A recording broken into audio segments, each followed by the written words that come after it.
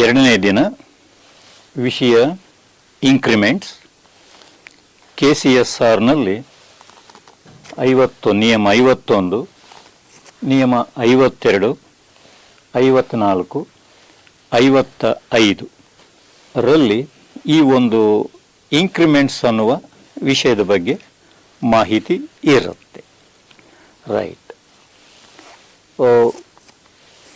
Government order number FD 1 SRS 2019 ದಿನಾಂಕ 11/1/2019ರಿಂದ ಇಂಕ್ರಿಮೆಂಟ್ಗಳು January 1ಕ್ಕೆ ಮತ್ತು ಜುಲೈ 1ಕ್ಕೆ ಒದಗಿ ಬರುತ್ತೆ ನೌಕರರಿಗೆ.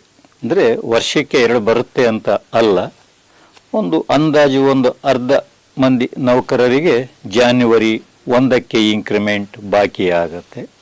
ಇನ್ನು ಉಳಿದ ನೌಕರರಿಗೆ ಜುಲೈ 1ಕ್ಕೆ ಅವರ ಇಂಕ್ರಿಮೆಂಟು ಬಾಕಿ ಆಗುತ್ತೆ. ಅದು 1/1/19ರಿಂದ ಹೊಸ ಅಧ್ಯಾಯ ಇಂಕ್ರಿಮೆಂಟ್ಸ್ನಲ್ಲಿ. ನೆಕ್ಸ್ಟ್, ಮೊಟ್ಟ ಮೊದಲನೆಯ ವರ್ಷ ಇಂಕ್ರಿಮೆಂಟ್ ಬರಬೇಕು ಅಂತಂದರೆ 12 ತಿಂಗಳು ಆಗಲೇಬೇಕು ಅಂತ ಏನೂ ಇಲ್ಲ. So non duty EOL on private affairs. Non duty ಅಂತಂದರೆ ಡೈಸ್ನಾನ್ ಅನ್ನುವ ಒಂದು ಪದ ಬಳಕೆ ಮಾಡ್ತಾರೆ ನಾನ್ ಡ್ಯೂಟಿ ಅನ್ನೋದಕ್ಕೆ. ಮತ್ತು EOL ಅಂದರೆ ಅಸಾಧಾರಣ ರಜೆ ಆನ್ ಪ್ರೈವೇಟ್ ಅಫೇರ್ಸ್ ಆಯಿತು ಅಂತಂದರೆ ಅದು ಇಂಕ್ರಿಮೆಂಟು ಪೋಸ್ಟ್ಪೋನ್ ಆಗುತ್ತೆ. ನೆಕ್ಸ್ಟ್, ಪೋಸ್ಟ್ಪೋನ್ ಎಲ್ಲಿಗಾಗುತ್ತೆ ಅಂತಂದರೆ to the nearest 1st of January or 1st July.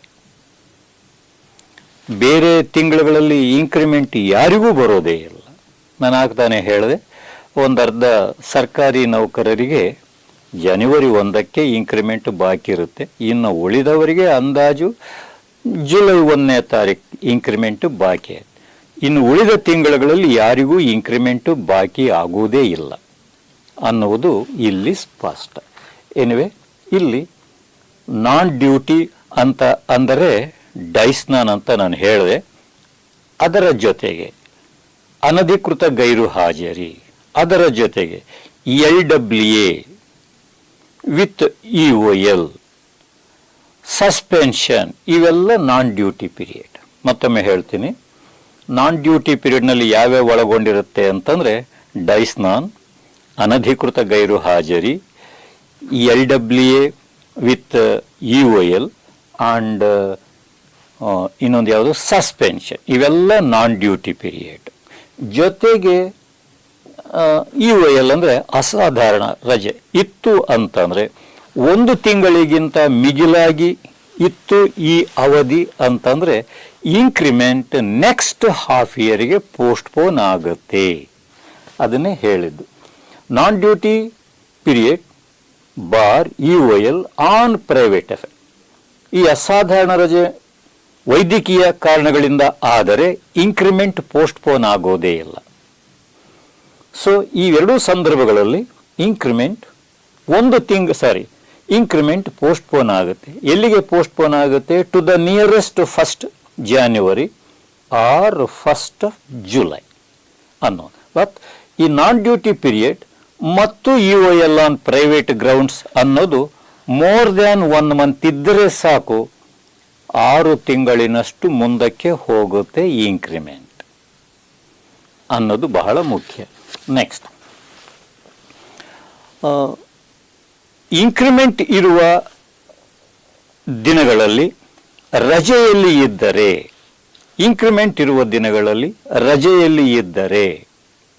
Increment postpone ಆಗೋದಿಲ್ಲ. ಇಂಕ್ರಿಮೆಂಟ್ ಅದೇ ದಿನಾಂಕದಿಂದ ಮಂಜೂರಾತಿ ಆಗುತ್ತೆ. ಬಟ್ ಇಂಕ್ರಿಮೆಂಟ್ನ ಅರಿಯರ್ಸು ಡ್ಯೂಟಿ ರಿಪೋರ್ಟ್ ಮಾಡಿಕೊಳ್ಳುವವರೆಗೂ ಅಕ್ರೂ ಆಗೋದಿಲ್ಲ, ಅಂದರೆ ಪಾವತಿ ಮಾಡೋದಿಲ್ಲ. ಸೊ ಇಂಕ್ರಿಮೆಂಟ್ ಜಾನ್ವರಿ 1ಕ್ಕೆ ಬಾಕಿ ಇರುತ್ತೆ ಅಂತ ಅಂದರೆ, ಅಲ್ಲಿಂದ ಒಂದು 4 ತಿಂಗಳು ರಜೆ ಹಾಕಿದ್ದಾರೆ ಅಂತ ಅಂದರೆ ಆ ಇಂಕ್ರಿಮೆಂಟ್ ಆವತ್ತಿಗೆ ಮಂಜೂರು ಆಗುತ್ತೆ. ಬಟ್ ಸರ್ಕಾರಿ ನೌಕರು ರಜೆಯನ್ನು ಉಪಯೋಗಿಸಿ ಹಿಂತಿರುಗಿ ಬಂದ ದಿನಾಂಕದಿಂದ ಆ ಇಂಕ್ರಿಮೆಂಟ್ನ ಬೆನಿಫಿಟ್ ಕೊಡ್ತಾರೆ. ಆ 4 ತಿಂಗಳ ರಜೆಯ ಇನ್ಕ್ರಿಮೆಂಟ್ನ ಅರಿಯರ್ಸು ಕೊಡೋದಿಲ್ಲ ಅನ್ನುವಂಥದ್ದು. ರೈಟ್. ಇನ್ಕ್ರಿಮೆಂಟ್ 1ನೇ ತಾರೀಕು ಬಾಕಿ ಇರುತ್ತೆ ಒಬ್ಬ ನೌಕರರಿಗೆ. 1ನೇ ತಾರೀಕು ಡ್ಯೂಟಿಗೆ ಬರ್ತಾರೆ. 2ನೇ ತಾರೀಕಿಂದ ಒಂದು 4 ತಿಂಗಳು ರಜೆಯನ್ನು ಉಪಯೋಗಿಸ್ಕೊಳ್ತಾರೆ, ಮಂಜೂರಾಗುತ್ತೆ, ಉಪಯೋಗಿಸ್ಕೊಳ್ತಾರೆ.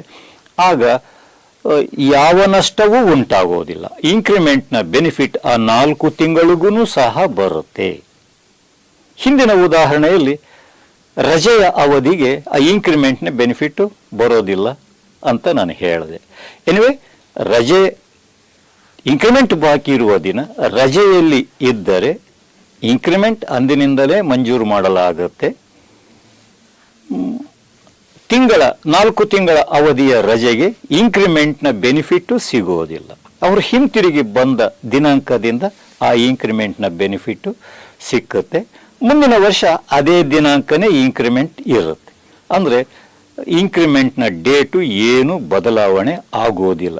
ರಜೆಯಲ್ಲಿ ಇದ್ದಂಥ ಇನ್ಕ್ರಿಮೆಂಟ್ನ ಡೇಟ್ ಬದಲಾವಣೆ ಯಾವಾಗ ಅಂತಂದರೆ, ಈಗ ನೋಡಿ, non duty, UIL on private grounds, ಅಂಥ ಸಂದರ್ಭದಲ್ಲಿ ಮಾತ್ರ ಅದು ಮೋರ್ ದ್ಯಾನ್ 1 ಮಂತ್, 1 ತಿಂಗಳಿಗಿಂತ ಹೆಚ್ಚಾಗಿ ಕರ್ತವ್ಯವು ಅಲ್ಲದ ಅವಧಿ ಮತ್ತು ಅಸಾಧಾರಣ ರಜೆ ಆನ್ ಪ್ರೈವೇಟ್ ಇದ್ದರೆ, ಮೋರ್ ದ್ಯಾನ್ 1 ಮಂತ್ ಇದ್ದರೆ, ಆಗ date of increment next half ಇಯರ್ಗೆ ಬಾಕಿ ಆಗುತ್ತೆ. ಅದೊಂದು ಸಂದರ್ಭದಲ್ಲಿ ಡೇಟ್ ಆಫ್ ಇನ್ಕ್ರಿಮೆಂಟ್ ಬದಲಾವಣೆ ಆಗುತ್ತೆ. ಇಲ್ಲಿಗೆ ಬದಲಾವಣೆ next half year first next. So ಇದು ಒಂದು. ಇಷ್ಟೊತ್ತು ಹೇಳಿದ್ದು, ಹಿಂದಿನ ಸ್ಲೈಡ್ನಲ್ಲಿ ಹೇಳಿದ್ದು, ಅದು ಆನ್ಯುವಲ್ ಇನ್ಕ್ರಿಮೆಂಟ್ಸ್ನ ಬಗ್ಗೆ, ವಾರ್ಷಿಕ ವೇತನ ಬಡ್ತಿಗಳು, ಅದಕ್ಕೆ ಸಂಬಂಧಪಟ್ಟಂತೆ. ರೈಟ್. ಈಗ ಸ್ಥಗಿತ ವೇತನ ಬಡ್ತಿಗಳು ಅಂದರೆ ಇಂಗ್ಲಿಷ್ನಲ್ಲಿ ಸ್ಟ್ಯಾಗ್ನೇಷನ್ ಇನ್ಕ್ರಿಮೆಂಟ್ಸ್ ಅಂತ ಕರೀತಾರೆ. ಈ ಸ್ಟ್ಯಾಗ್ನೇಷನ್ ಇನ್ಕ್ರಿಮೆಂಟ್ಸ್ ನಿಮಗೆ ಈಗಾಗಲೇ ಗೊತ್ತಿದೆ. ವೇತನ ಶ್ರೇಣಿಯ ಗರಿಷ್ಠ ತಲುಪಿ 1 ವರ್ಷ ಮುಗಿದ ಮೇಲೆ ಒಂದು ಸ್ಟ್ಯಾಗ್ನೇಷನ್ ಇನ್ಕ್ರಿಮೆಂಟು ಬರುತ್ತೆ.